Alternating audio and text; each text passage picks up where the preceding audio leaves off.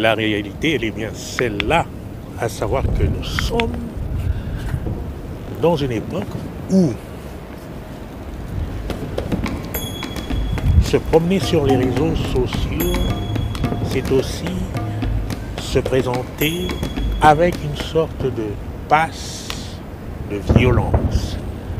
On ne sait plus faire autre chose que de la calomnie, des insultes, des injures, de façon ouverte, de façon directe, sans même se prémunir de ce que une âme sensible, des enfants, des adolescents en devenir, en recherche de modèles, soit peu ou prou touchés par ces missiles nocifs venant d'esprits complètement tordus. Alors oui, nous avons un alibi. Nous avons l'alibi dans les sports de combat d'être déjà dans une forme de violence. Cette violence dite conventionnelle nous permettrait de nous exprimer à l'emporte-pièce, d'invectiver les adversaires.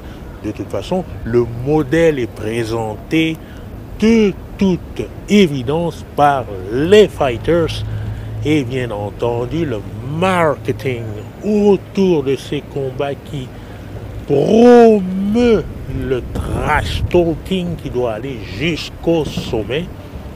Il y a un rôle bien entendu prépondérant. Mais alors,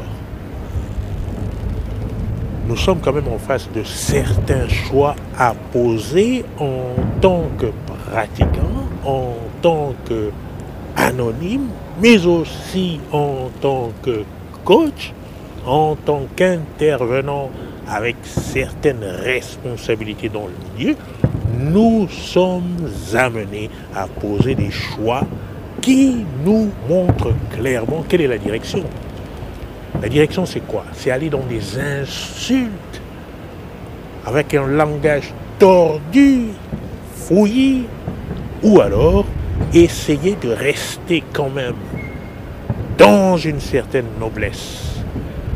Parce qu'on peut pratiquer ces sports de combat, mais avoir l'expression, l'intellect qui fonctionne quand même assez proprement, ce qui serait d'autant plus souhaitable pour proposer un leadership, une certaine influence à la jeunesse, aux enfants qui se destinent maintenant encore plus que jamais à intégrer eux aussi ces sports de combat pour quelques horizons.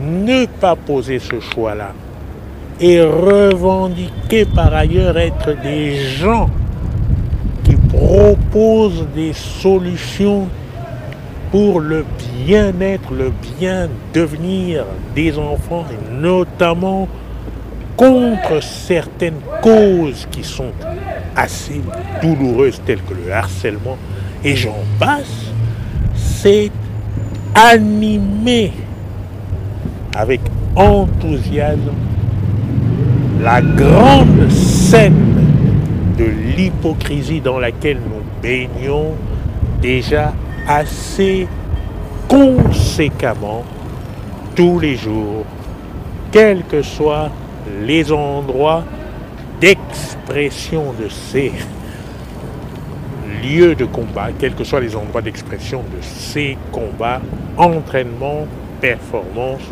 etc. Donc, on ne peut pas laisser aller cette mascarade sans quelques ponctuations. All right.